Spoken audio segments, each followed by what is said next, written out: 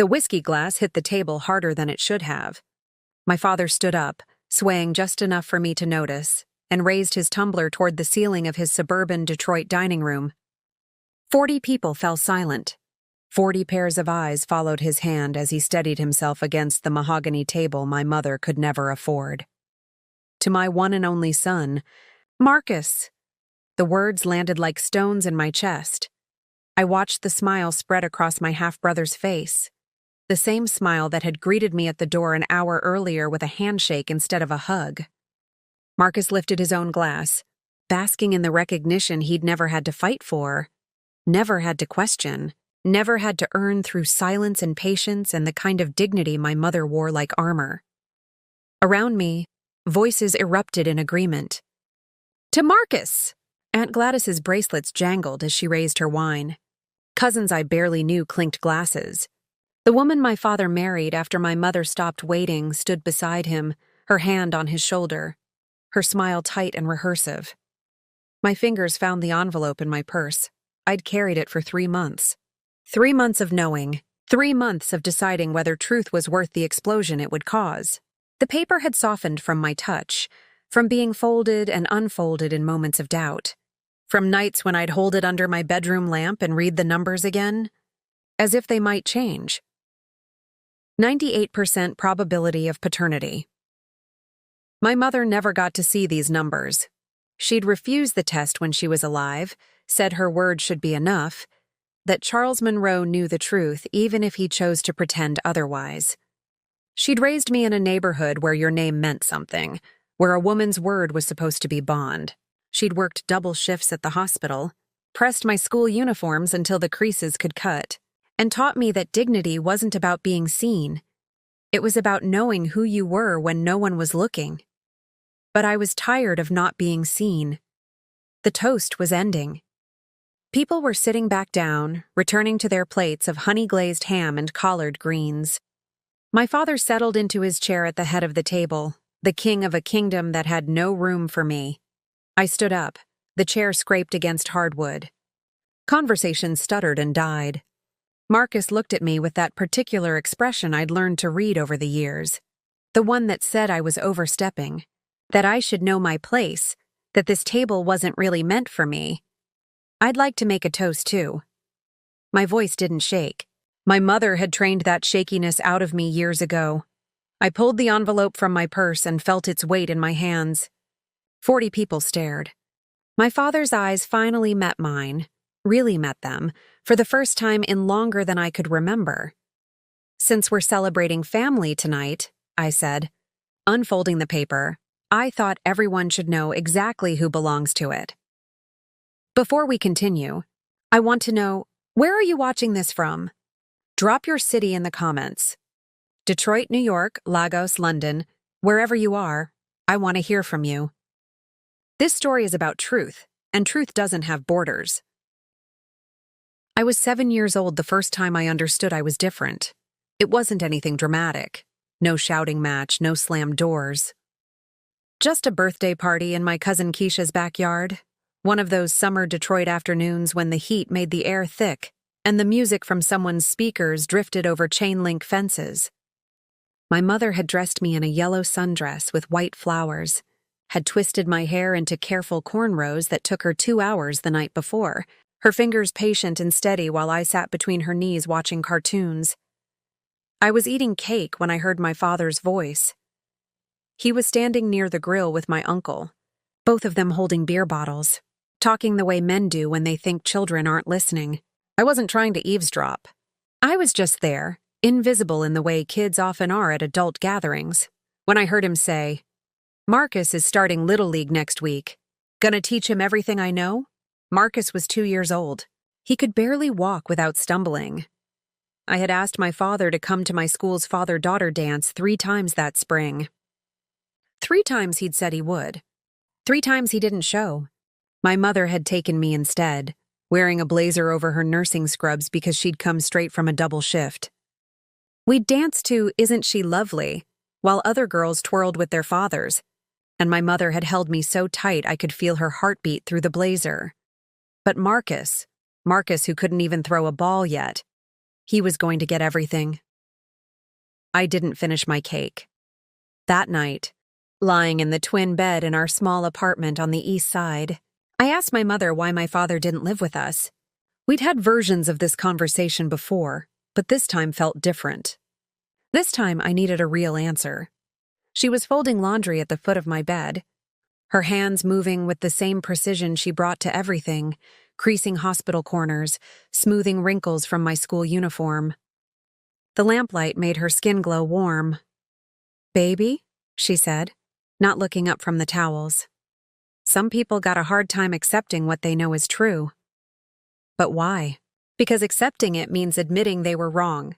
And some folks would rather live in a lie than say those words out loud. I was 7. I didn't fully understand, but I filed it away, the way children do with adult truths they're not quite ready for. "Is he my daddy?" Her hands stopped moving. She set down the towel and turned to face me fully. Her eyes, those deep brown eyes that held more strength than any eyes should have to hold, locked on mine. "Aaliyah Monroe, you listen to me. That man is your father. I don't care what anybody says. I don't care what he says. I don't care if the whole city of Detroit has an opinion. You are his daughter. I was with no one else. You understand me?" I nodded. "Your grandmother didn't raise me to lie. My word is my bond. Always has been. Always will be."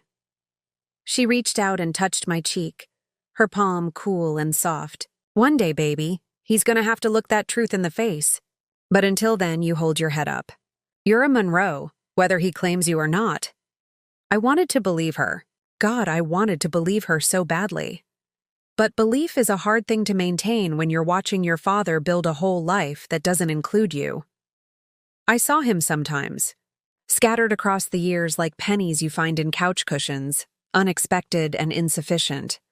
He'd show up at my grandmother's house for holidays, and I'd be there too, and we'd exist in the same space without ever really acknowledging what we were to each other.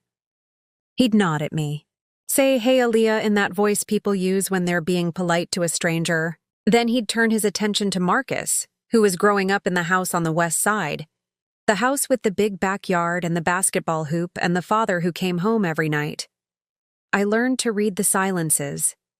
I learned that when Aunt Gladys introduced me to people, she'd pause before my name, that little hesitation that said she wasn't quite sure where to place me in the family tree. I learned that at reunions, I'd be included in the group photos but positioned at the edge, easy to crop out if necessary. I learned that my accomplishments, honor roll, scholarship to community college, my first job at the library, would be met with polite congratulations, while Marcus's average grades and mediocre football career were celebrated like he'd won the Heisman. Learn to be small. My mother never accepted it, though. She'd call my father every few months, her voice steady and insistent through our apartment's thin walls. I'd pretend to do homework while listening to her half of the conversation. "Charles, she's your daughter. She needs to know you." Silence while he responded, "I don't care what you think you need. That child needs her father." More silence. "Don't you dare. Don't you dare question me. You know the truth." Sometimes she'd hang up angry. Sometimes she'd hang up sad. But she always called again. For years, she kept calling. When I was 15, he offered to pay for a DNA test. I was in my bedroom studying for a chemistry exam when I heard my mother's voice rise in a way it rarely did. I crept to my door and listened. "A test? A test? Charles Monroe, I have never been with another man. You think I'm gonna let you treat me like some—" She caught herself, lowered her voice. "You've known this child for 15 years. You've looked in her eyes. You've seen your own mama's smile on her face. And you want a test?" I couldn't hear his response through the phone, but I heard my mother's answer. "No, we will not be doing that. My word should be enough. It's always been enough for everybody else who knows me. If it's not enough for you, Charles, then you're just gonna have to live with that burden." She hung up. I never asked her about it. Some conversations between mothers and daughters happen in silence, in the things we choose not to say, in the way we protect each other from truths that would hurt too much to speak out loud. But I thought about that test. I thought about it through high school, through community college, Through my first real heartbreak when a boy told me I had trust issues and I couldn't even argue because he was right. I thought about it when I got my job at the library, when I moved into my own small apartment, when I started building a life that looked nothing like the one I'd imagined as a little girl in a yellow sundress. I thought about it every time I saw my father from a distance, at a grocery store, at a gas station, once at the DMV where we made eye contact, and he looked away first. I thought about proof and what it meant. Whether truth needed evidence or if it could stand on its own. Whether my mother's dignity was worth more than scientific certainty. Then, my mother got sick. The doctor said stage 4, like it was just another Tuesday. We were sitting in a small consultation room at Henry Ford Hospital, the same hospital where my mother had worked for 23 years. The same halls she'd walked in her scrubs, offering comfort to other people's families, holding the hands of strangers through their worst moments. Now she was on the other side of that conversation, and I watched her face remain completely still as the oncologist explained that the cancer had spread, that treatment would be aggressive, that we should prepare ourselves. My mother nodded like he was giving her directions to the cafeteria. In the car afterward, she stared out the window at the Detroit skyline, at the buildings that had watched her grow up, fall in love, get her heart broken, and raise a daughter alone. "I need you to promise me something," she said. "Anything. Don't let this make you bitter."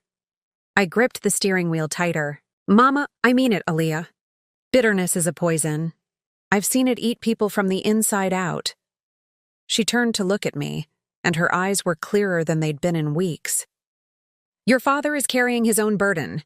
That's his to deal with. You just live your life. Be happy. Find somebody who sees you. Really sees you." "You shouldn't have to tell me this," I said, my voice cracking. "He should be here. He should is a word for people who got time to waste on what ain't happening." She reached over and touched my hand. "We don't have time for should anymore, baby." The treatment was brutal. Chemotherapy turned my mother, this woman who'd always been strong, solid, unmovable, into someone fragile. Her hair fell out in clumps. She lost weight she didn't have to lose. Some days she couldn't get out of bed, and I'd call in sick to work to sit with her, to hold her hand, to pretend I wasn't terrified. My Aunt Beverly came by regularly, bringing food and prayers. Friends from the hospital visited, their faces showing the particular grief of watching one of their own fall. The pastor from her church stopped by twice a week. Our small apartment filled with flowers and casseroles and the overwhelming presence of a community saying goodbye. My father came once. It was a Thursday afternoon in October. I was in the kitchen washing dishes when I heard the knock. When I opened the door, Charles Monroe stood there in his work uniform, navy blue button-down with his name embroidered over the pocket, steel-toed boots still dusty from the factory floor. We stared at each other for a long moment. "She here?" he asked. I wanted to slam the door in his face. Wanted to ask him where he'd been for the past 6 weeks while his daughter, because I was his daughter, whether he acknowledged it or not, had been holding her mother's hair back while she vomited, had been sleeping on the couch to be close in case she needed anything, had been watching the strongest person she'd ever known become a shadow. Instead, I stepped aside. He walked through our small living room like he was touring a museum, taking in the framed photos of me at various ages, the bookshelf crammed with my mother's nursing textbooks and my collection of novels, the small life we'd built without him. My mother was in her bedroom, propped up on pillows, wearing one of her favorite head wraps, bright purple with gold threads. She'd lost her hair weeks ago, but she still wrapped her head every morning with the same care she'd always taken with her appearance. Dignity, she'd told me, wasn't about what you had. It was about how you carried yourself regardless. "Lorraine," my father said from the doorway. "Charles." Her voice was weak but steady. "Took you long enough. I started to leave, to give them privacy, but my mother's hand shot out. Stay, baby." So I sat in the chair beside her bed while my father stood there, this tall man who suddenly seemed small, his hands shoved in his pockets like a child who'd been called to the principal's office. I heard you were sick, he said. Dying, my mother corrected. Let's call it what it is. He flinched. I came to... He trailed off, seeming to lose the words. I wanted to see if you needed anything. My mother laughed. Actually laughed, though it turned into a cough that shook her whole body. I reached for the water glass, helped her sip through the straw. When she caught her breath, she looked at him with an expression I couldn't quite read. There was sadness there, yes, but also something else. Something that looked almost like pity. What I need, Charles, you can't give me, because what I need requires you to be honest. And you've been lying so long, I don't think you remember how to stop. Lorraine, that girl sitting right there is your daughter. My mother's voice gained strength. The nurse in her coming through. The woman who'd spent decades delivering hard truths to people who didn't want to hear them. You know it, I know it. God knows it. The only person who seems to have any doubt is you. It's not about doubt. Then what's it about? She leaned forward, and I saw the fire that no amount of cancer could extinguish. What's it about, Charles? Your pride? Your new wife? Your fear that people might judge you for having a child with someone who wasn't going to play the game by your rules? He opened his mouth, closed it again. I never asked you to marry me, my mother continued. I never asked you for money. I never even asked you to love me back. All I asked was that you acknowledge your child, that you be present, that you show up. Her voice broke on the last words. Just show up. The silence in that room was thick enough to choke on. I watched my father's face, watched him struggle with something internal, some battle between pride and conscience that had apparently been raging for 4 decades. I could take a test, he finally said. We could know for sure. My mother closed her eyes. When she opened them again, there were tears on her cheeks, and I realized I'd never seen her cry. Not once. Not through all of it. Get out. Lorraine, get out.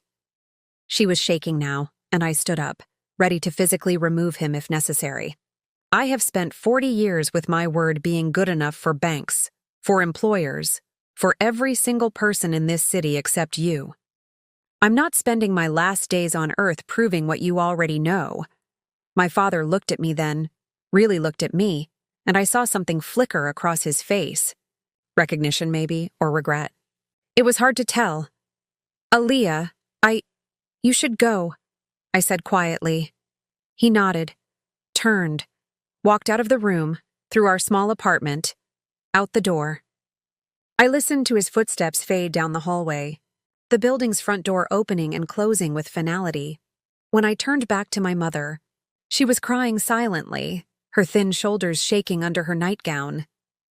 I climbed into bed beside her, careful of the IV line, and held her the way she'd held me countless times throughout my childhood. We stayed like that for a long time, not speaking, just breathing together in the afternoon light filtering through the curtains. I'm sorry, baby, she whispered eventually. I'm sorry you had to grow up with this. Don't apologize for his mistakes. I just wanted him to see you. Really see you. She touched my face with her cool hand. You're so beautiful, so smart. So much better than both of us combined. And he's missing it. He's missing knowing you, and that's his loss. That's his tragedy. Mama, promise me something else. Anything. Promise me you won't spend your life waiting for him to change. Live, Aaliyah. Live big and loud and happy. Don't make yourself small for anybody. You hear me? I nodded against her shoulder, not trusting my voice. My father didn't come back. Not for the rest of her treatment. Not when the doctor said there was nothing more they could do. Not when we moved her to hospice care. Not when I sat beside her bed and read her favorite passages from Maya Angelou, while she drifted in and out of consciousness. Came to the funeral. Sat in the back row, wearing a black suit I'd never seen before. Left before the repast. Sent flowers with a card that said deepest sympathies, like she was a distant acquaintance instead of the woman who'd carried his child, who'd loved him enough to protect his reputation even when he wouldn't protect hers. I found my mother's journals a week after we buried her. They were in a box in her closet, years of her careful handwriting documenting her life, Her hopes, her frustrations, her love for me, her complicated feelings about my father. I read them all in one sitting, crying so hard I thought I might break. In the last entry, dated a week before she died, she'd written, "Aaliyah is stronger than she knows. She's going to be okay, but I wish I could have given her what she deserved, a father who showed up. That's my only regret. Not that I loved Charles, but that he couldn't love her the way she deserved to be loved. But maybe this pain will make her resilient. Maybe it will teach her that her worth doesn't depend on anyone's recognition. I hope so. God, I hope so." I closed the journal and made a decision. The first time I saw Marcus and my father together, really together, not just in passing at a family function, was at a high school basketball game 3 months after my mother's funeral. I wasn't supposed to be there. I'd gone to the library on a Saturday to catch up on work, to lose myself in the familiar comfort of organizing books and helping patrons find stories that might make their lives feel less heavy. But Mrs. Patterson, one of our regulars, mentioned that her grandson was playing and convinced me to come watch. "You work too much, honey," she'd said, her weathered hand patting mine. "Young woman like you needs to get out, see people. All this grief you carrying around, it'll bury you if you let it." So I went. The gymnasium was packed. That particular chaos of a Detroit high school game where the crowd is half the show. Parents screaming encouragement, students chanting, the band playing during timeouts. I found a seat high in the bleachers, anonymous in the crowd, just another face in the sea of people. That's when I saw them. Front row, center court. My father in a Letterman jacket, not his own, but Marcus's, wearing his son's achievements like armor. And Marcus beside him, 17 years old, tall and athletic, laughing at something my father said. They looked happy. They looked like a commercial for father-son bonding. Like one of those stock photos that comes in a picture frame. Like everything I'd ever wanted and never had. I watched my father lean over during a timeout and point at something on the court, explaining some strategy. Watched Marcus nod, absorbed in his father's wisdom. Watched them share a bag of popcorn, their hands reaching in at the same time, laughing when they bumped knuckles. My chest felt tight. I left at halftime, walked out into the cold Detroit evening, and sat in my car for 20 minutes trying to breathe normally. Trying to understand why seeing them together hurt worse than any of the years of absence. At least absence was empty. This was full of everything I'd been denied, displayed right in front of me like a window into an alternate universe where I mattered. That became a pattern I couldn't seem to break. I'd see them around the city, at the hardware store, at restaurants, once at the DMV where I was renewing my license, and they were there for Marcus's first driver's permit. Each time, I'd watch from a distance as my father inhabited the role he'd refused to play in my life. The advice giver, the encourager, the present, active, engaged parent. At family gatherings, the dynamic was even more pronounced. Aunt Gladys would host Thanksgiving, and the whole Monroe clan would descend on her house on the west side, the nice part of the west side, where the lawns were manicured and the houses had more than 2 bedrooms. I'd arrive with a dish to pass, usually my mother's sweet potato pie recipe because it was the only piece of her I could bring to these events. "Oh, Aaliyah's here," someone would say, always with that slight surprise, like they'd forgotten I existed. I'd be ushered to the kitchen where the women were, while Marcus would be out in the living room with the men, my father's hand on his shoulder, introducing him to cousins and old Navy buddies. "This is my son, Marcus. Just got accepted to Central Michigan. Gonna study business." The pride in his voice was unmistakable. Meanwhile, I'd finished my bachelor's degree in library science the year before, had done it while working full-time, while taking care of my dying mother, while grieving alone in an empty apartment. When Aunt Beverly mentioned it at dinner, my father had nodded politely and said, "That's nice," then immediately turned the conversation. Back to Marcus's college plans. That's nice. 2. Words that said everything about how little my accomplishments registered in his world. I learned to navigate these gatherings with a kind of practiced detachment. I'd smile at the right times, laugh at family jokes I didn't quite understand because I hadn't been there for the original moment everyone was remembering. I'd help in the kitchen, clear plates, wash dishes, making myself useful because being useful was the only way to justify my presence. Marcus mostly ignored me, not with active hostility. That would have required acknowledging I existed. No, his dismissal was more subtle. When we ended up in the same room, he'd look through me. If I spoke, he'd wait just long enough before responding to make it clear he was doing me a favor. If someone mentioned my name, he'd change the subject. Once, at a 4th of July barbecue, we ended up near each other at the drinks cooler. "Hey, Marcus," I'd said, trying, always trying. He'd grabbed a beer, looked at me for the first time in what felt like years, and said, "You know you don't have to come to these things, right?" The casualness of his cruelty was breathtaking. "I'm family," I'd said quietly. He'd smiled, not a kind smile. "Are you, though?" Then he'd walked away, back to my father's side, leaving me standing there with a red Solo cup and the distinct feeling that I'd been erased. I didn't tell anyone about that moment. Who would I tell? My mother was gone. I had friends. But how do you explain this particular kind of rejection to people who grew up with fathers who claimed them? How do you articulate the pain of existing in a space where your presence is tolerated but never celebrated? The years blurred together in this pattern. I'd build my life, my real life, the one that had nothing to do with the Monroe family gatherings. I got promoted at the library to head of youth services. I bought a small house in Midtown. Nothing fancy but mine. I dated occasionally, though my mother had been right about the trust issues. I volunteered at a literacy program. I had friends who loved me, who saw me, who never made me question my worth. But there was always this other life running parallel. The family life where I existed in the margins. I'd get invited to events, birthdays, graduations, weddings. Always invited, because excluding me would be too obvious, would raise questions people didn't want to answer. But never included. Never woven into the fabric of the family in any meaningful way. When Marcus graduated from Central Michigan, there was a party at my father's house, the house he'd bought with his second wife, Sandra. The house with 4 bedrooms and a finished basement, and a backyard perfect for entertaining. I stood in that backyard holding a plate of food I wasn't eating, watching my father give a toast. "My son," he said, his voice thick with emotion and whiskey. "I am so proud of the man you've become. You worked hard for this degree. You earned it. And I can't wait to see what you do next." Everyone applauded. Marcus beamed. Sandra wiped away tears. I'd worked 2 jobs to pay for my degree.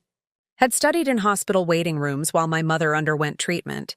Had written papers at 2 a.m. because that was the only time I had after work and caregiving.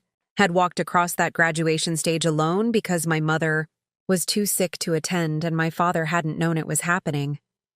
No one had given a toast for me.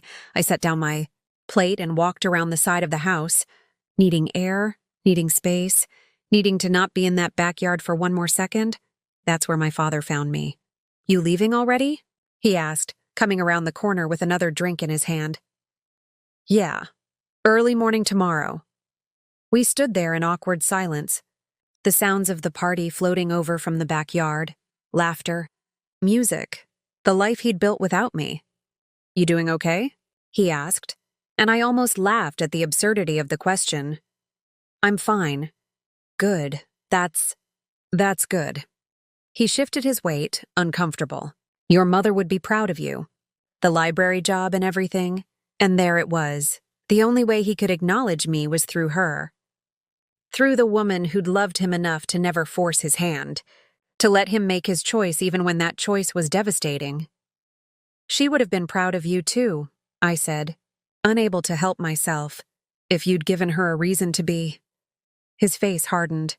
"Aaliyah, I should go." I moved toward my car, but his voice stopped me. "Why do you keep coming to these things if you're just gonna be miserable?" I turned back to look at him. Really look at him. This man who'd given me half my DNA and none of his time. This man who'd chosen comfort over courage every single time he'd been given the option. "Because I keep hoping you'll see me," I said. "I keep hoping that one day you'll look at me the way you look at Marcus. That you'll introduce me as your daughter without hesitating. That you'll be proud of me for something, anything. I keep hoping because my mother told me you were worth hoping for." "But she was wrong, wasn't she?" He didn't answer. I got in my car and drove home, and I didn't cry. I'd run out of tears for Charles Monroe years ago. What I felt was worse than sadness. It was clarity. My mother had died protecting his reputation. Had refused the DNA test because she believed her word should be enough, because she had dignity and principles and a moral code that didn't bend. But I wasn't my mother, and I was tired of protecting a man who'd never protected me. The idea came to me on a Tuesday. I was shelving books in the biography section, alphabetically, methodically, the kind of task that let my mind wander while my hands stayed busy. A group of middle schoolers were at the computers researching family trees for a social studies project, their excited voices carrying across the library as they discovered ancestors and traced lineages. "Look, I found my great-great-grandfather. He came from Alabama. Mine's from Georgia. Says here he was a railroad worker.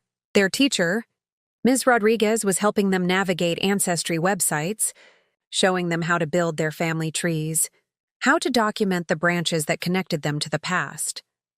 I stood there with a biography of Frederick Douglass in my hands and thought, I don't even have the most basic branch documented. The one that should be simplest. Father to daughter. That night, I went home and opened my laptop. I wasn't sure what I was looking for at first.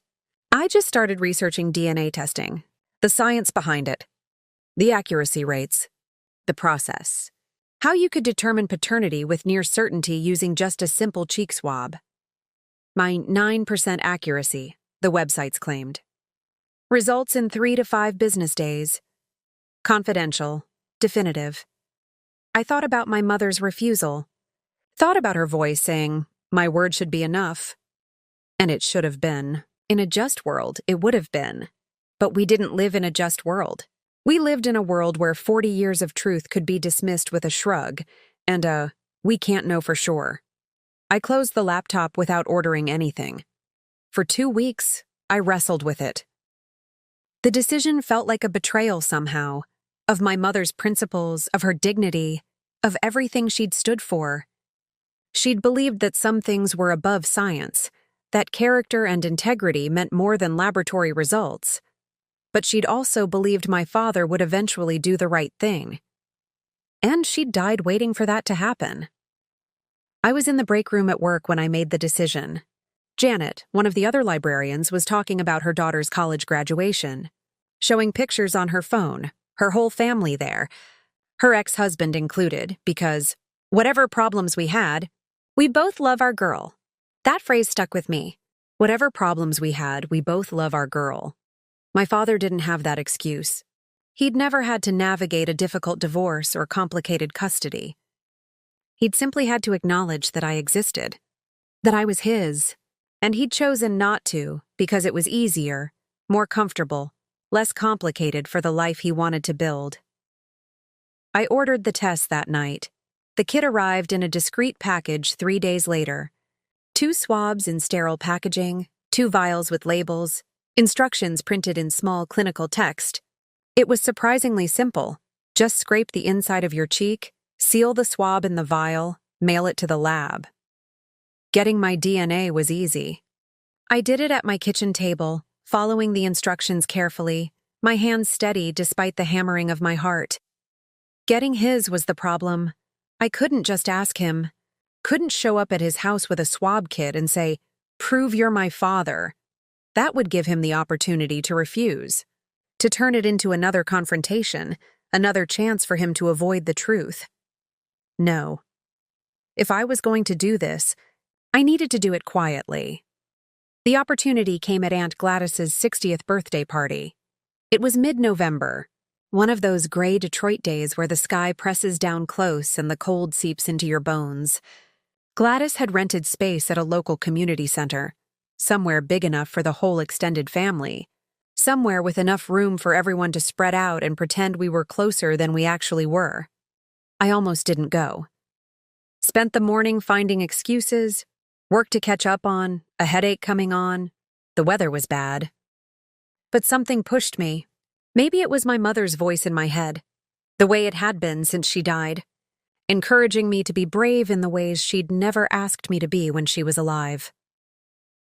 I arrived late, slipped in through the side door, and positioned myself near the kitchen where I could observe without being observed. The party was in full swing, music playing, people dancing, children running between tables. My father was at the center of it all, as always. The patriarch. The man everyone gravitated toward. He was drinking. Not drunk, but enough that his movements were looser, his laugh louder, his guard down. I watched him set his beer bottle on a table and walk away to greet someone. Watched the bottle sit there abandoned, his DNA all over the rim where his lips had been. My heart was pounding so hard I thought everyone could hear it. I moved through the room casually, stopping to hug Aunt Beverly, commenting on someone's baby, making my way slowly toward that table. When I reached it, I glanced around once, then picked up the bottle like I was clearing trash. In the kitchen, hidden by the refrigerator door I'd opened as cover, I pulled a plastic bag from my purse. I'd brought several just in case. I'd brought gloves too, latex ones I'd taken from the library's first aid kit. I'd thought through every detail like I was planning a heist. The bottle went into the bag. The bag went into my purse. I threw away some actual trash to complete the illusion, then walked back out into the party. No one had noticed. Or if they had, they thought nothing of it. Just Aaliyah, making herself useful again, cleaning up after everyone else. I stayed another hour to avoid suspicion, made small talk, ate a slice of cake I couldn't taste. When I left, I hugged Aunt Gladys and wished her a happy birthday, my purse heavy with evidence, with possibility, with the weight of truth that hadn't yet been proven. At home, I worked carefully, transferred the sample to the sterile swab according to the instructions I'd printed out and studied a dozen times, sealed it in the vial, filled out the paperwork with shaking hands, paternal testing request, alleged father, Charles Monroe. Child, Aaliyah Monroe. I mailed it the next morning before I could change my mind. Then I waited. 3 to 5 business days, they'd said. I counted each one, went through the motions at work, scanning books, helping patrons, leading story time for the kindergartners who came every Thursday. But I was somewhere else, living in the space between knowing and proving. Between my mother's truth and scientific certainty, the email came on day 4. Your results are ready. I was at work when I saw it, closed my office door, sat down at my desk, and stared at my phone screen for 5 full minutes before I could make myself click the link. The report loaded slowly, or maybe time just felt slower. Pages of technical information I didn't need, graphs and charts explaining confidence intervals and genetic markers. Then, there it was, probability of paternity, 99.98%. The numbers swam in front of my eyes. The alleged father, Charles Monroe, is not excluded as the biological father of the child. Aaliyah Monroe. The likelihood of paternity is 99.98%, which is considered a positive result for paternity. I read it 3 times, then 3 more. My mother had been telling the truth. Of course she had. I'd always known, but knowing and proving were different countries, and I'd just crossed the border between them. I downloaded the PDF, printed it, held the physical paper in my hands because I needed it to be real, needed to be able to touch it. For a long time, I just sat there with that report, feeling nothing and everything simultaneously. Vindication, anger, sadness, relief. It was all tangled together, impossible to separate. My mother should have been there, should have been able to see this, to know that her word was finally backed by something her daughter could hold up to the world, but she wasn't there. And that absence felt like its own kind of answer to a question I'd never thought to ask. What good is proof if the person who needed to see it most is gone? I folded the report and put it in my bag. For 3 months, I carried it everywhere. To work, to the grocery store, to the gym, to Sunday dinners alone in my small house. It was like carrying a gun I wasn't sure I'd ever use, loaded, dangerous, capable of destroying things that couldn't be rebuilt. I'd take it out sometimes, unfold it, read the numbers again. 99, 98%. Not 100%, because nothing in science is ever 100%. But close enough. Close enough to end the debate. Close enough to force acknowledgement, but what then? I played out scenarios in my head. Confronting my father privately, showing up at his house, presenting the evidence, demanding, what, an apology? A relationship. You can't force someone to love you no matter how much proof you have that they should. Going public felt vindictive. Posting it on social media, sending it to the whole family, making it impossible for him to deny. But what would that accomplish besides humiliating him? And would that humiliation bring me the connection I'd always wanted?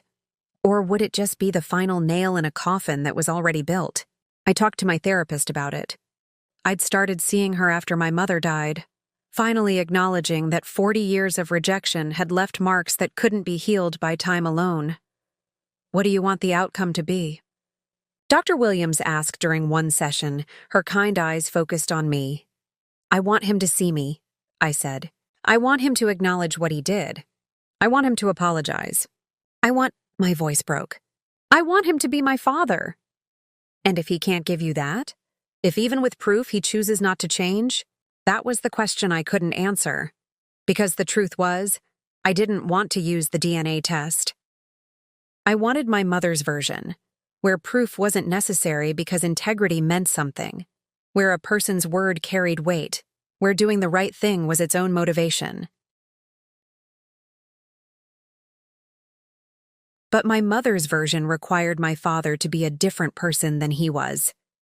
So I kept carrying the report, kept waiting for the right moment, the right reason, the right combination of courage and certainty that would tell me, now.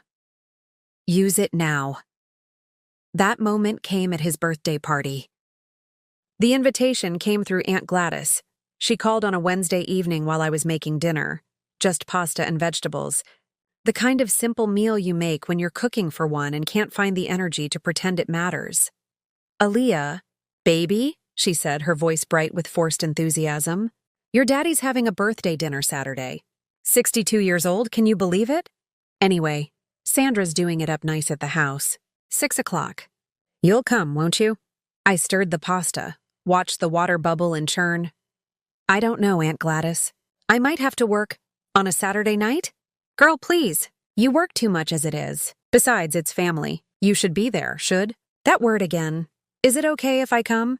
I asked, hating the question even as it left my mouth. I mean, does he want me there? The pause on the other end told me everything. Of course he does, Gladys said, but her voice had lost its brightness. Your family, Aaliyah. You're always welcome, welcome. Not wanted. Welcome. I told her I'd think about it, hung up, and stood in my kitchen trying to decide if I had the strength to put myself through another family gathering. Another evening of being invisible while Marcus shone, of making small talk with cousins who couldn't quite place me in the family tree, of watching my father pretend I was a distant relative he was being polite to, rather than the daughter he'd spent 40 years denying. The DNA report was in my purse, where it had lived for 3 months now. I'd taken to carrying it like some people carry photos of their children or religious texts, a talisman, a reminder, a promise to myself that I didn't have to keep accepting the unacceptable. Friday night, I decided I would go, not because I wanted to celebrate my father's birthday, not because I thought anything would be different, but because I was tired, bone tired of carrying this weight alone, of protecting his reputation, of being the keeper of a secret that everyone knew anyway, but no one wanted to acknowledge. My mother had carried that burden her entire adult life. She'd died carrying it. I didn't have to. Saturday, I dressed carefully. Black slacks, a burgundy blouse my mother had always said brought out the warmth in my skin tone, small gold earrings.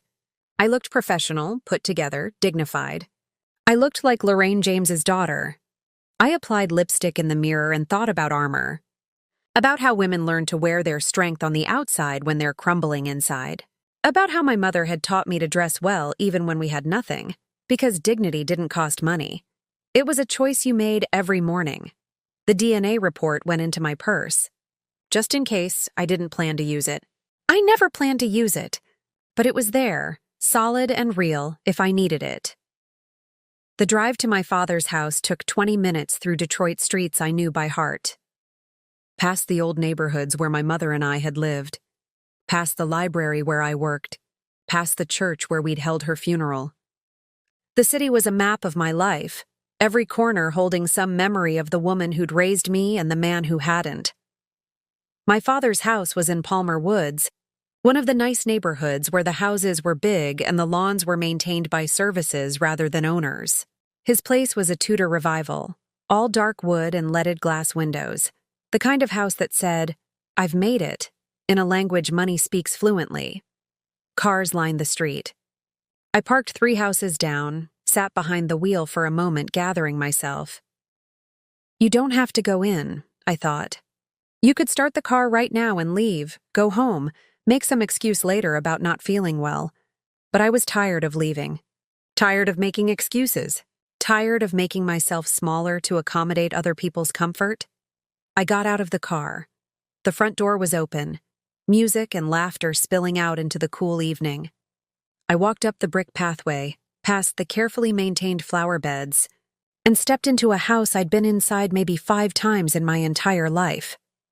The entryway was full of people, cousins, aunts, uncles, family friends. A catering staff moved efficiently through the crowd with trays of appetizers. Someone had decorated with black and gold balloons, the colors matching the happy 62nd birthday banner stretched across the dining room entrance. Aaliyah. Aunt Beverly spotted me first, pulling me into a hug that smelled like her signature perfume and hair product. "I'm so glad you came, baby. You look beautiful." "Doesn't she look beautiful, Gladys?" Aunt Gladys appeared beside her, nodding enthusiastically. Just like her mama. Lorraine would be so proud. They always said that. Always invoked my mother as if her ghost could somehow legitimize my presence. I smiled, thanked them, and let myself be pulled into the flow of the party. Made my way through greetings and small talk. Accepted a glass of wine I didn't plan to drink. Found myself standing at the edge of the living room watching the celebration happen around me. My father was in the center, of course. Holding court with a group of his Navy buddies, all of them older men with similar bearing, similar stories, similar laughs. He was wearing a navy suit with a gold tie, looking distinguished and happy, his gray hair freshly cut, his posture still military straight despite his age. He looked like a man who had lived a good life. A man with no regrets. Marcus was beside him, dressed almost identically in a dark suit. 25 years old now, working as a financial consultant at some firm downtown, driving a car my father had helped him buy, living in an apartment my father had co-signed for. Still the golden child, still the one who mattered. They didn't look in my direction. Dinner was called at 6:30. The dining room table had been extended to its full length, covered with a cream tablecloth and set with china that probably cost more than my monthly mortgage. Place cards indicated where everyone should sit. I found mine near the end of the table, between Aunt Beverly and a cousin whose name I could never remember. Far from my father's seat at the head, far from the center of attention, positioned exactly where I'd always been positioned, at the margins. Marcus sat to my father's right. Sandra, his wife, to his left. The seats of honor reserved for the people who mattered. The meal was elaborate. Honey-glazed ham, roasted vegetables, macaroni and cheese, collard greens, cornbread. The kind of spread meant to impress. Conversation flowed around me, over me, occasionally through me when someone remembered I was there and asked a polite question about work. Still at the library? Yes, that's nice. You always did love books. Then back to other conversations, other topics, other people. I pushed food around my plate and felt the DNA report in my purse like a heartbeat. Halfway through dinner, my father stood up. The room quieted immediately, everyone turning their attention to him. He was the sun this whole solar system revolved around, and we were all just planets in his orbit, some closer than others. He picked up his whiskey glass, his 3rd or 4th of the evening. I'd been counting, and raised it toward the ceiling. "I want to thank you all for coming tonight," he said, his voice carrying that particular resonance of someone used to being heard. 62 years. Hell of a life so far, and I'm grateful for every one of them. Murmurs of agreement around the table. "I've been blessed," he continued, "with good health, good friends, and—" He paused, his hand coming to rest on Marcus's shoulder, "and a son who makes me proud every single day." My chest constricted. "Marcus, stand up." Marcus stood looking embarrassed but pleased. "This young man," my father said, his voice thick with emotion and alcohol, "has exceeded every expectation. College degree, good job, good head on his shoulders. He's going to do great things. I know it." He raised his glass higher. "To my one and only son, Marcus." The words hung in the air like smoke. One and only. Around the table, people began to raise their glasses. "To Marcus!" someone called out. Others echoed it. "To Marcus!" The words multiplied, filled the room, erased everything else. I sat frozen, my hand gripping my wine glass so hard I thought it might shatter. One and only son. Not my son Marcus. Not my youngest or my boy or any of the dozen other ways he could have phrased it, one and only, as if I didn't exist. As if 40 years of my life, of my mother's life, had been a footnote so small it didn't deserve mention. As if he could simply speak me out of existence by pretending I'd never been born. The room was toasting now. Glasses clinking, Marcus accepting congratulations, my father beaming with pride, and something inside me broke, not shattered. Breaking implies violence, suddenness. This was more like ice finally melting after a long winter, a decision crystallizing after months of uncertainty. My hand went to my purse, found the envelope, pulled it out. The paper felt cool and crisp in my hand. 3 months of carrying it had worn the edges soft, but the words inside were still sharp, still definitive, still undeniable. I stood up. The scrape of my chair against hardwood cut through the celebration like a record scratch. 40 people turned to look at me. 40 pairs of eyes, some curious, some annoyed at the interruption, some confused about why the quiet woman at the end of the table was standing when the toast had clearly ended. My father's smile faltered. Marcus's hand froze halfway to his mouth with a forkful of mac and, "Cheese! I'd like to make a toast too." My voice came out. Steadier than I expected. Louder. It didn't shake the way it had in my head during all the times I'd rehearsed this moment without meaning to. During all the imaginary conversations where I finally said what I needed to say. Sandra, my father's wife, touched his arm. "Charles, what?" He waved her off, but his eyes were locked on me now, really seeing me for maybe the first time all evening. There was something in his expression I couldn't quite read. Wariness, maybe. Or recognition that something was shifting, that the careful balance he'd maintained for 40 years was about to tip. "Aaliyah," Aunt Gladys said from somewhere to my right, her voice carrying that warning tone adults use when they sense a child is about to embarrass everyone. "Honey, maybe we should—" "Since we're celebrating family tonight," I continued, my fingers tightening on the envelope. "I thought everyone should know exactly who belongs to it." The room had gone completely silent now.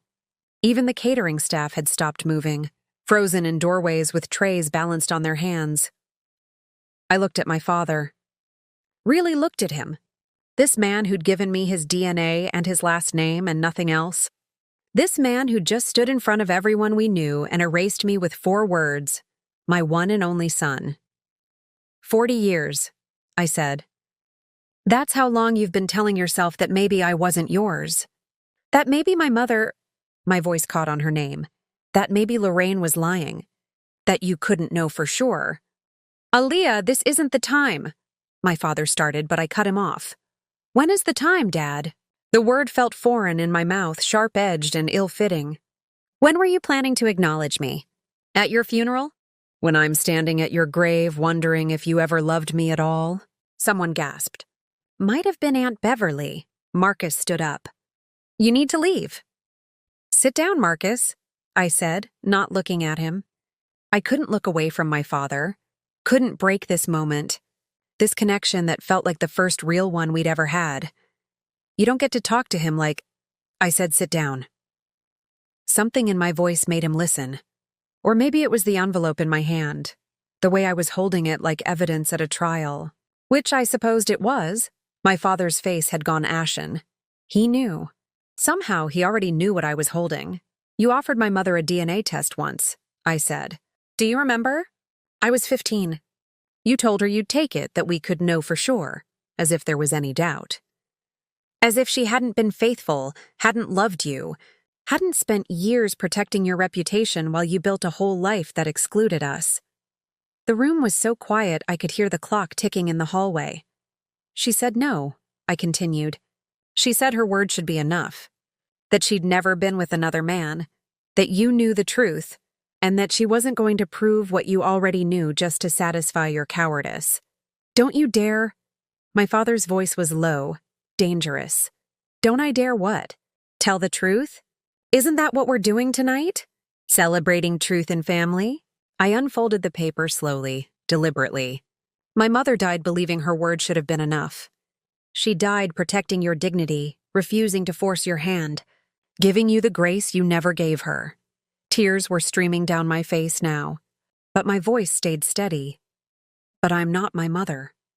I held up the report so everyone could see it, even though most of them were too far away to read the words. 3 months ago, I took a DNA test. I collected a sample from you. I nodded toward my father, without your knowledge. I know that makes me sound calculating, maybe even cruel, but I'd spent 40 years watching you deny me, watching you celebrate him. I gestured toward Marcus, while pretending I didn't exist. And I was tired. I began to read, my voice carrying across the silent room. Alleged father, Charles Monroe. Child, Aaliyah Monroe. I paused, let those names hang in the air. Based on genetic marker analysis of 15 independent loci, the alleged father cannot be excluded as the biological father of the child. Someone's fork clattered against a plate. The probability of paternity is 99.98%, which is considered a positive result for paternity. I looked up from the paper. 99.98%, I repeated. That's as close to certainty as science gets. That's as definitive as truth comes. Aunt Gladys's wine glass slipped from her fingers and shattered against the hardwood floor. The sound seemed to break whatever spell had kept everyone frozen. My father dropped back into his chair like someone had cut his strings.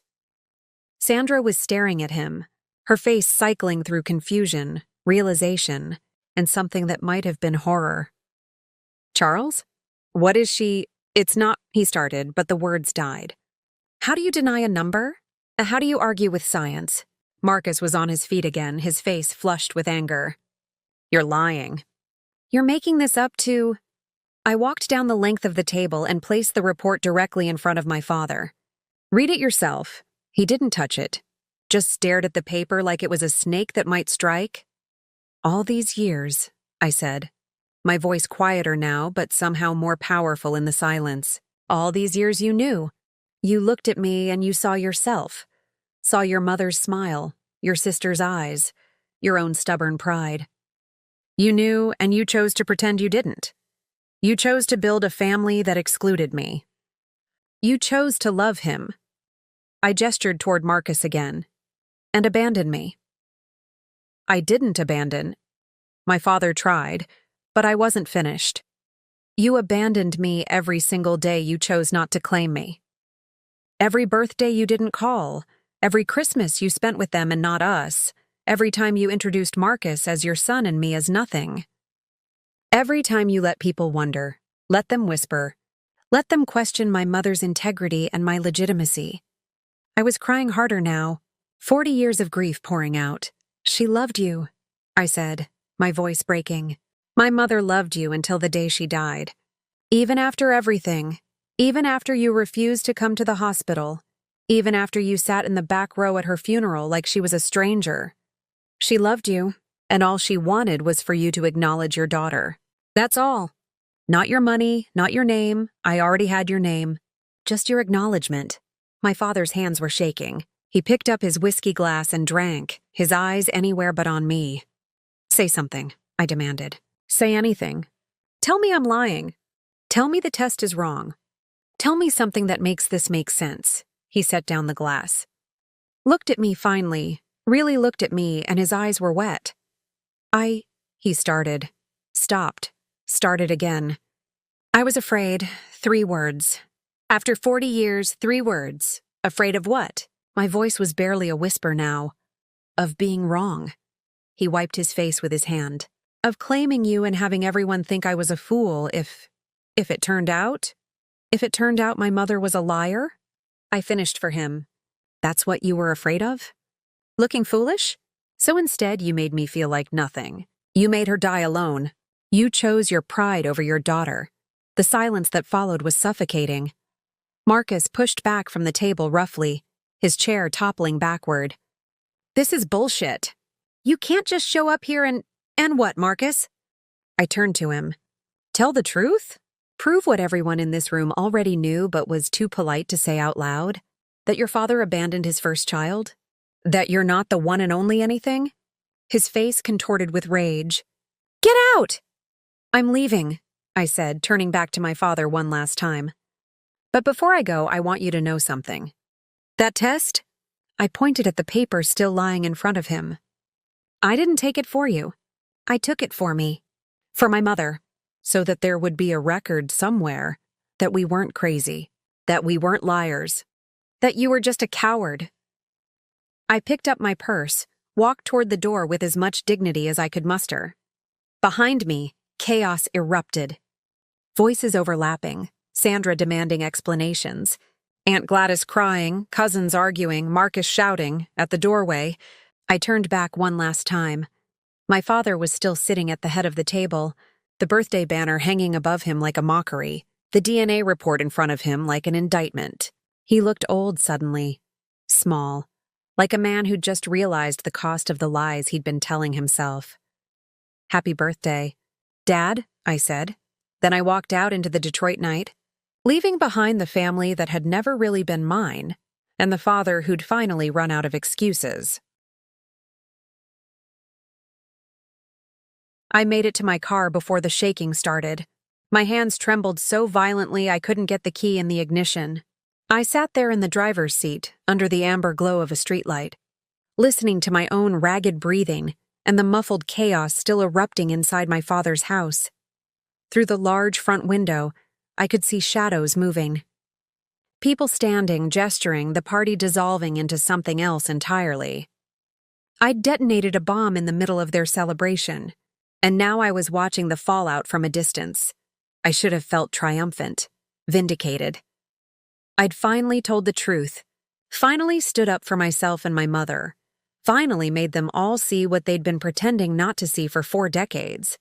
Instead, I felt hollow. I managed to start the car on the 3rd try and pulled away from the curb just as the front door opened.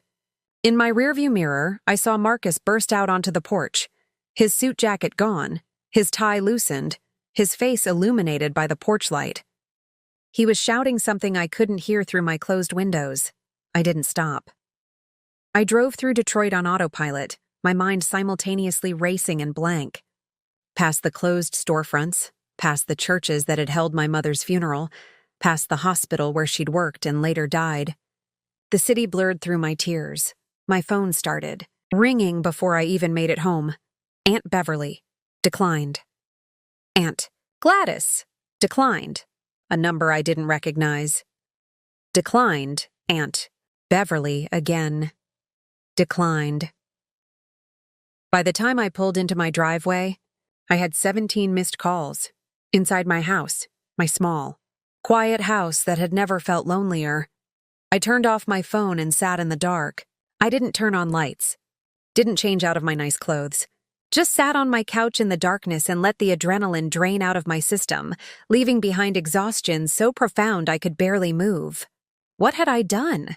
The question circled my mind like a vulture. I'd wanted truth. I'd wanted acknowledgement. I'd wanted justice for my mother and validation for myself. But standing there in that dining room, watching my father's face crumble, watching the party disintegrate, watching 40 people witness the destruction of a carefully maintained lie, I wasn't sure anymore what I'd actually accomplished. I must have fallen asleep on the couch because I woke to sunlight streaming through my living room, windows and my phone buzzing insistently on the coffee table where I'd left it, 34 missed calls, 52 text messages. I scrolled through them with detached curiosity, like I was reading about someone else's life. Aunt Beverly, Aaliyah, please call me. We need to talk about what happened. Aunt Gladys, baby, that was a lot. Are you okay? Call me when you can, Marcus. You're a selfish bitch. You ruined everything. More from Marcus. He's devastated. I hope you're happy, and don't ever contact this family again. Cousin Keisha, girl, I don't even know what to say. Numbers I didn't recognize. This is Sandra. I think we should talk. And buried in the middle, from a number that made my chest tighten. We need to talk. Charles, I set the phone down and went to take a shower, scrubbing my skin until it was red, washing away the party and the confrontation, and the feeling of having crossed a line I could never uncross. The calls continued all day Sunday. I ignored them all, spent the day cleaning my house with manic energy, scrubbing baseboards, organizing closets, anything to keep my hands busy and my mind from replaying that moment over and over.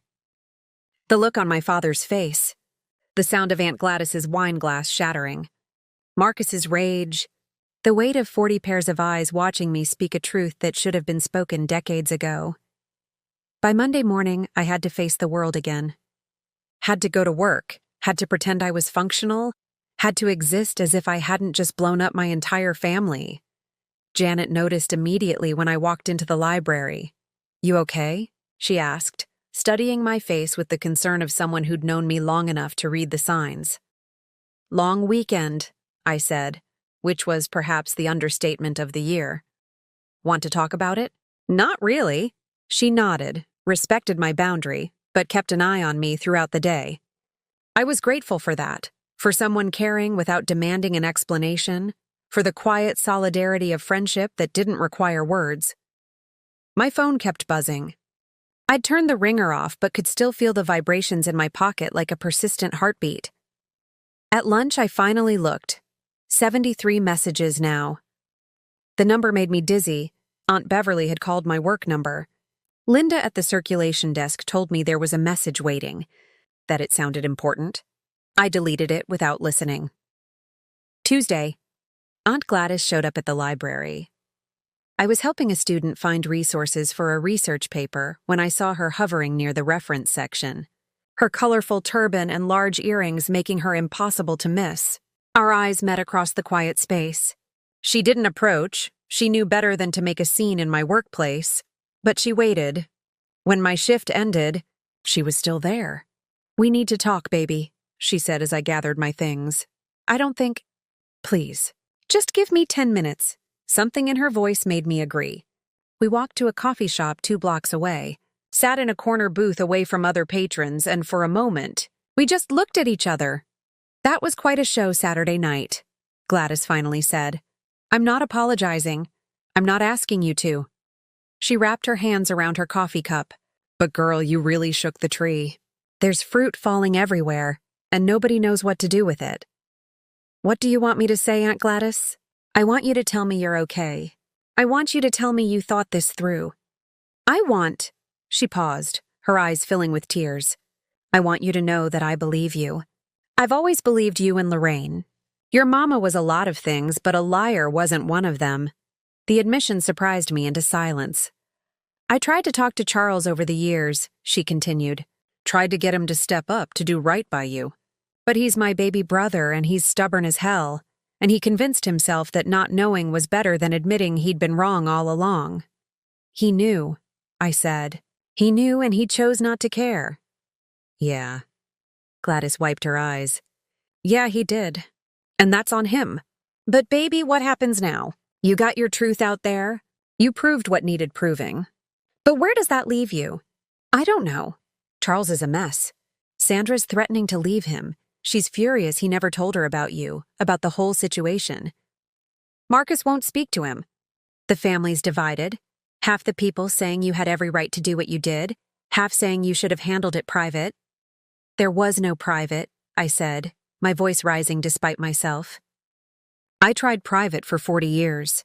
Private meant invisible. Private meant pretending I didn't exist. I know, baby. I know. Gladys reached across the table and took my hand. You did what you had to do. I just want to make sure you're prepared for what comes next. What comes next? She squeezed my hand. Healing. Or not healing. Your choice. But either way, this thing isn't over. It's just started. After Gladys left, I sat in that coffee shop for another hour, watching people come and go, living their normal lives with their normal problems. My phone buzzed again.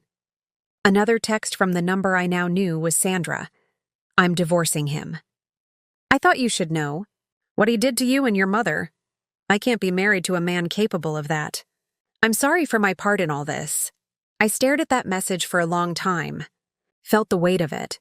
My revelation hadn't just exposed my father's lie. It had destroyed his marriage, fractured his relationship with Marcus, split the family into factions. Was this what I wanted? I typed and deleted responses for 10 minutes before finally settling on. That's between you and him. Wednesday brought more fallout. Marcus showed up at my house. I saw his car pull into my driveway through my front window. Considered not answering the door. But avoidance had never been my style. I'd learned that from my mother, who'd faced everything head-on even when it hurt. I opened the door before he could knock. We stood there on my porch.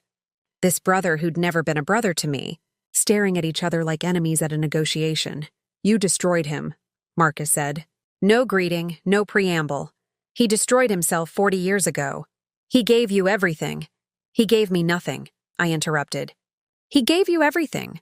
The name recognition, the pride, the presence, the love. All I got was his last name and his absence. Marcus's jaw clenched. You humiliated him in front of everyone. He humiliated my mother every day he pretended I wasn't his. Every time he chose you over me. Every time he let people question whether I belonged. So this is revenge? No. I felt suddenly tired, so tired of explaining, of justifying, of defending my right to exist. This is truth. I'm sorry you don't like it. I'm sorry it's inconvenient for you. But I'm not sorry I said it. Marcus stared at me for a long moment. Something working behind his eyes. Anger, confusion, maybe even understanding he didn't want to acknowledge. He's my dad, he finally said, and his voice cracked on the word. He's my dad, and now he's falling apart and I don't know how to fix it. And there it was. The thing neither of us wanted to admit. We were both his children, both wanting his love, both damaged by the choices he'd made. I can't help you fix him, Marcus. I don't know how. He nodded slowly, turned to leave, then paused. For what it's worth, the DNA test. I never really doubted it, you know? I didn't want it to be true. Because if it was true, that meant he lied to me too. About who he was. About who we were. Then he walked back to his car and drove away, leaving me standing on my porch wondering if we'd just had our first honest conversation. Thursday, my father tried to call again. Then again Friday. I let every call go to voicemail. Couldn't bring myself to listen to the messages. By Saturday, exactly 1 week after I'd stood up in his dining room and changed everything, I was exhausted from carrying all of this. The anger, the vindication, the guilt, the grief, the uncertainty about whether I'd done the right thing or just caused more damage. I called Dr. Williams, my therapist, and got an emergency appointment. Tell me I did the right thing, I said the moment I sat down. She tilted her head, studied me with those calm, assessing eyes. Do you believe you did the right thing? I don't know anymore. Then let's talk about that. The library became my sanctuary in the weeks that followed. There was something healing about being surrounded by stories.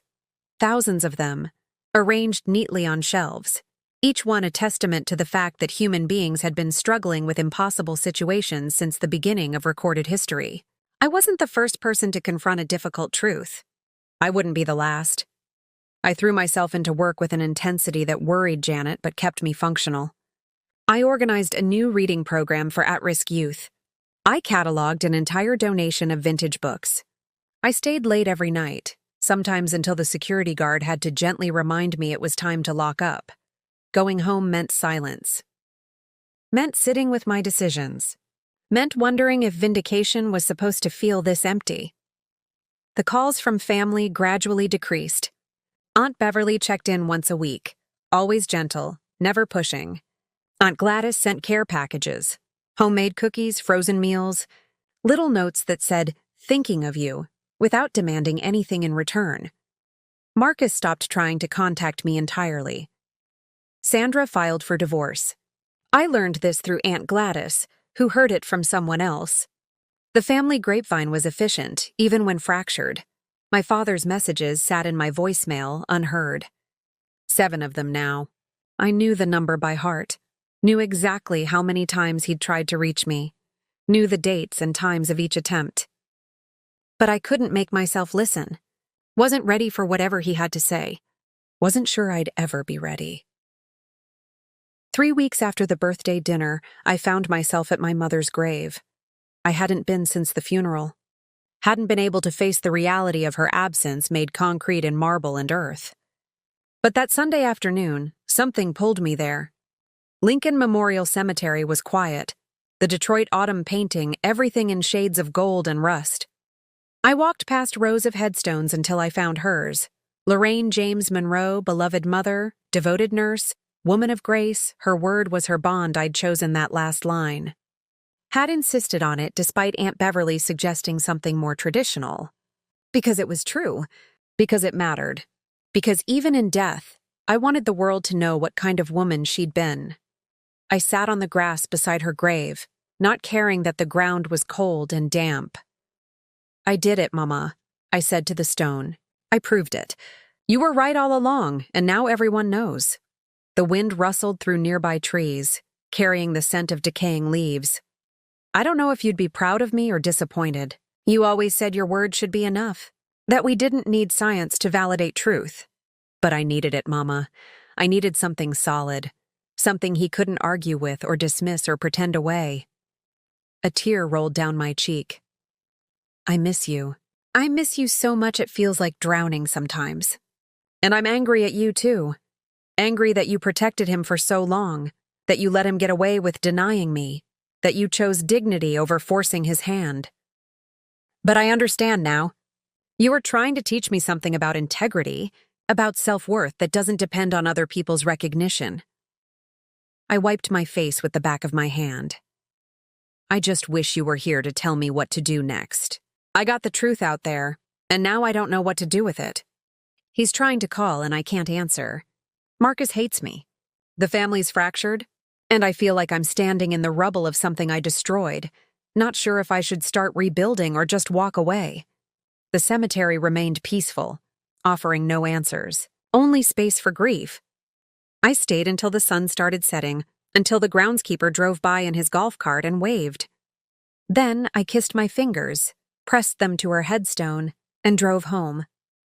4 weeks after the confrontation, I finally listened to the voicemails. It was a Tuesday night. I'd had 2 glasses of wine, enough to soften my edges but not enough to cloud my judgment, and I sat on my couch with my phone in my hand, staring at the voicemail icon like it might explode. The first 6 messages were short. Variations of, "Aaliyah, it's your father. We need to talk. Please call me back." His voice sounded old, tired. Each message a little more desperate than the last.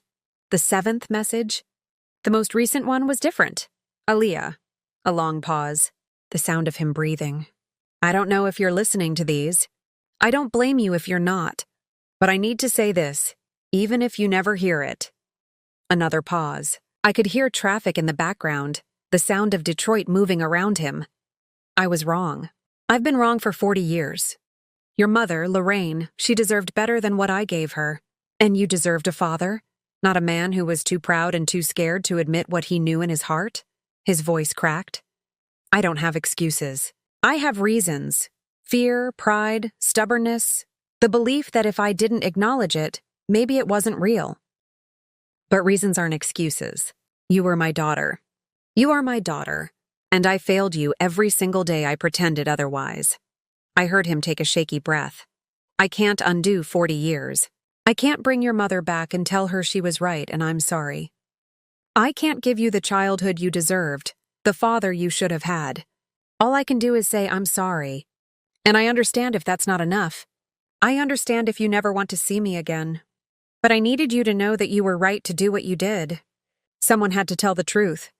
Your mother tried for years. You finally made me hear it. Another long pause. I'm not calling to ask for forgiveness. I don't deserve that. I'm just calling to say, I see you now, Aaliyah. I see you. And I'm sorry it took 40 years and a DNA test and losing everything to make that happen. If you ever want to talk, I'll be here. If you don't, I'll understand that too. The message ended. I sat there with my phone pressed to my ear, listening to the automated voice ask if I wanted to save or delete the message, unable to move.